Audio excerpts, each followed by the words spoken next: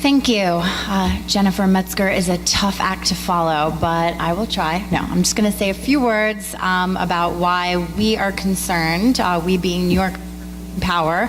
We're a statewide campaign to accelerate the transition to renewable energy, electric vehicles, and energy efficiency. And I'm a resident here in Kingston. So of course, was very concerned when we recently heard about this increase in our fixed rate charges. As pretty much everyone has mentioned, they are the highest in the state. And so we need to be reducing those, as Jen mentioned, they are in other states, to a more reasonable rate, like $10. And I have a rate plan that really incentivizes people to conserve energy, to use less energy, to use energy at times of day that actually makes sense for the grid. So we would recommend higher volumetric charges and reduce fixed rate charges. Also, as others have said, we really believe that Central Hudson should be doing more for flexible time of use rate options that make sense for working people and that can result in bill reductions, because that's really what's going to motivate people, right? I mean, in addition to being motivated because we're in the middle of a climate crisis, people are also motivated because they want to be able to save money on their bill, which increasing the fixed charges obviously don't succeed in. Part of our campaign is to accelerate the transition to electric vehicles, and we are thrilled to be living in a city, or I'm thrilled to be living in a city and active in a county that has done so much to advance clean electric vehicles, both in our county fleet and our local city fleet, and install free charging stations that more and more people are using.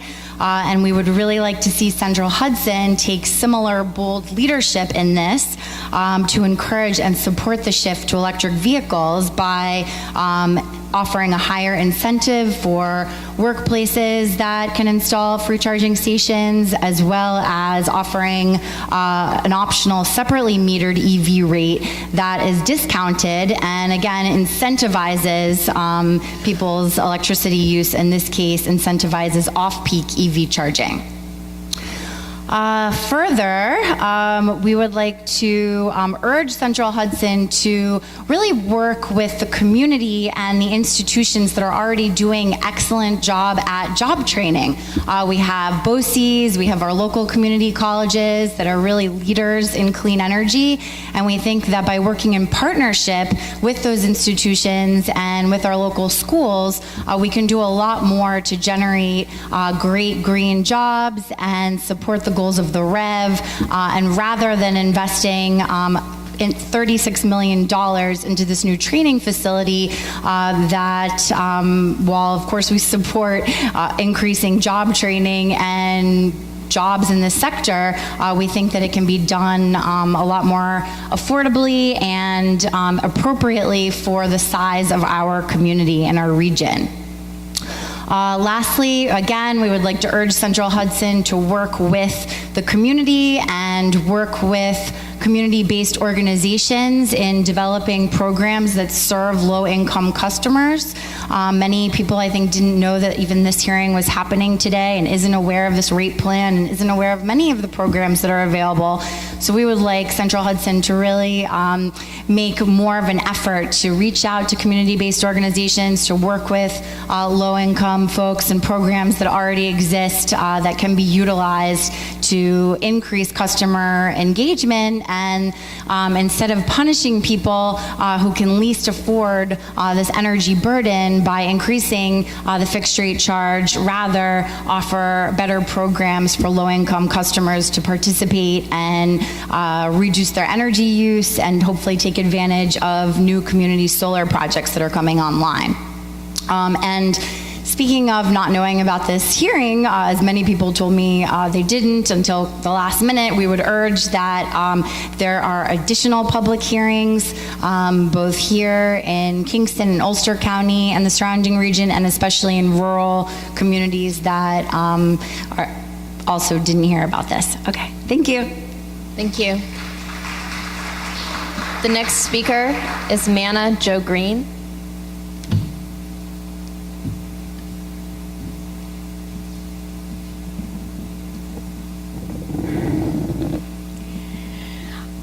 I am Manna Jo Green. I am the Environmental Director for Hudson River Sloop Clearwater, and I also serve on the Ulster County Legislature, where I chair the Climate Smart Committee.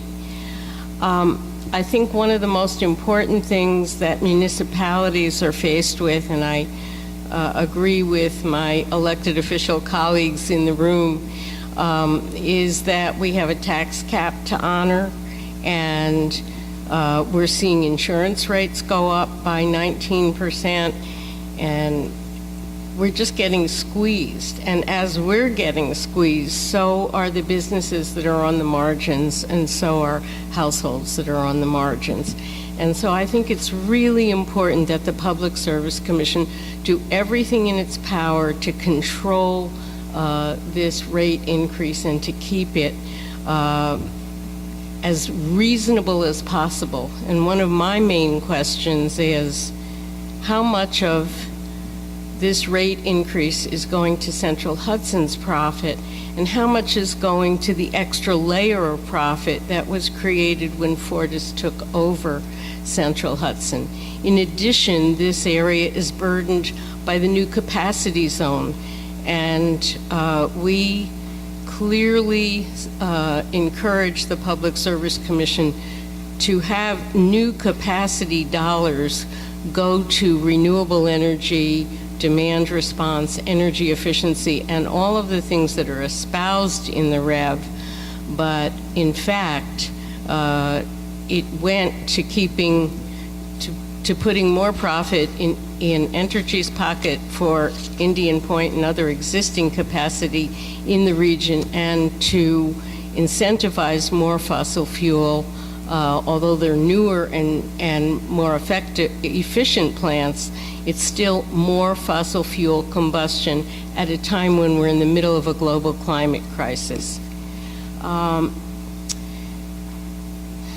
The other thing I want to say is that Central Hudson has been, you know, a responsive corporation in terms of supporting and underwriting various initiatives that the community members were working on with regard to green building and renewable energy and sustainable energy practices.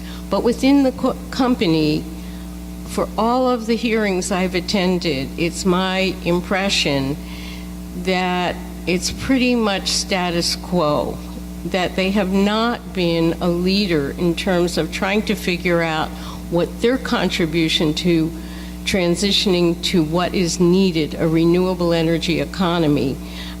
They've been lax in doing that, and in fact, at times resistant. And then, see if I can read my notes. I just want to mention that I am with Legislator Hepner, and I are promoting a new position, and that would be for an energy coordinator for Ulster County to be able to work with businesses to promote energy retrofits and renewable energy installations. And this is an example of something that Central Hudson could be doing, but not if it's going to increase the rates higher, but to internally readjust to actively promote this transition to a renewable energy economy. And I think the last thing I want to mention, I heard a former speaker say that some of the employees at Central Hudson are going to be approaching retirement, and I want to just point out that in 2020 and 2021, Indian Point will be closing. It's really critical that those employees with institutional memory and technical knowledge be retained, and some of their employees are also approaching retirement age, but there are going to be some employees from 2021 on that will not be needed at that facility and may be young enough to, with some retraining, fill some of the needs of Central Hudson. Thank you. Thank you. I have 2 speaker cards left. If there's anybody else who has not yet signed up to speak that would like to, please come now and fill out a speaker card. Otherwise, our next speaker is Daniel Smith.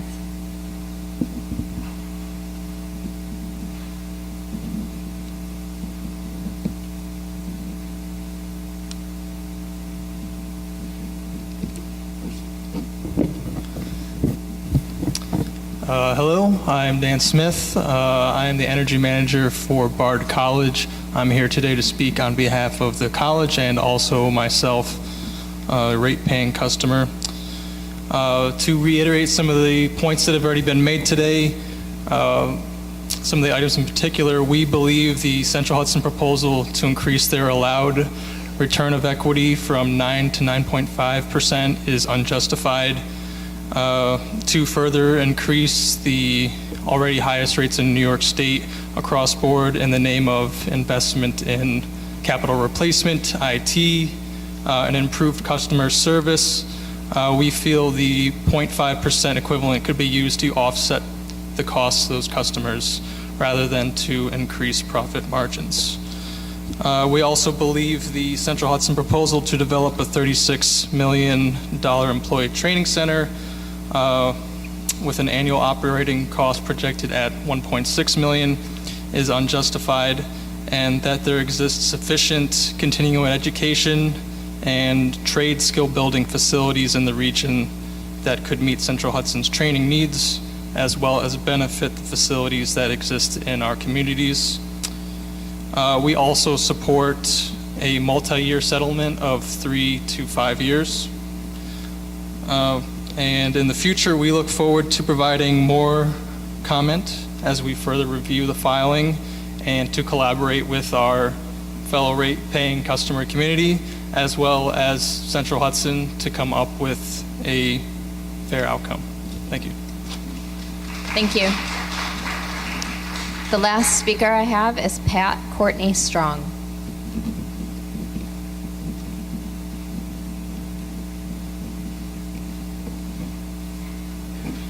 Hi, I am Pat Courtney Strong. I live and work at 446 Broadway in Kingston. By background, I'm an energy educator and outreach specialist, working for several of the state's energy authorities, community colleges, and local governments. Thank you so much to the Public Service Commission for coming to Kingston. I'm here today, actually, though, on behalf of the Business Alliance of Kingston, which I've been a long-term member of. And on the one hand, these are good times for the Business Alliance. We have a lot of new small businesses in Kingston. Many of them are arts-oriented. And so it's a very optimistic, exciting time to be here and watch these businesses grow. However, we're also experiencing, especially the small companies that are migrating north from New York City, some of the pressures of inevitable gentrification. So as we look at the proposed rate increases for small businesses, those without a demand meter and those with, it's really it's inopportune. The timing would be very difficult for this business community. A lot has been written over time about how fragile the recovery has been nationwide, not just here, but at the street level, we really see that. We see businesses moving into buildings that are still being renovated, that they still have to do work in. They're not well insulated. Whether they're owners or renters, they're already paying a very high percentage of their incomes toward utilities. So it's a challenging time for them. We're hopeful that many of them are going to grow and prosper here and create new jobs. They're already doing that. But anything like this sort of rate increase is absolutely detrimental for what they're trying to do, and they will pass on these increases to their customers.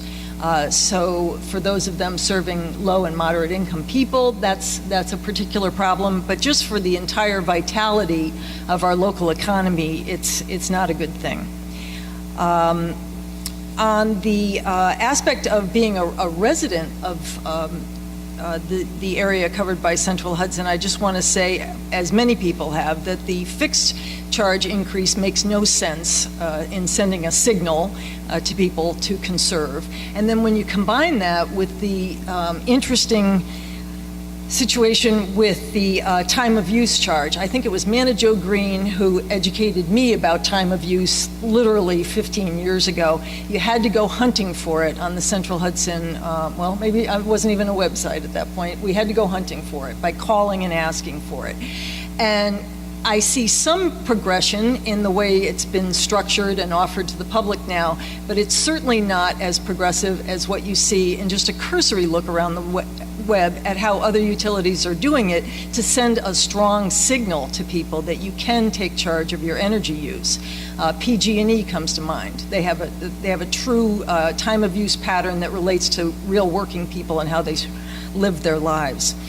So I would urge the Commission to send a message to Central Hudson that needs to be looked at again. But the overall message is that these increases would not be helpful to the business community, and I really urge it to be rethought. Thank you very much. Thank you. At this point, this was our last speaker, unless anybody else has anything else. Okay, this is the end of the session. We are adjourned. We will reconvene at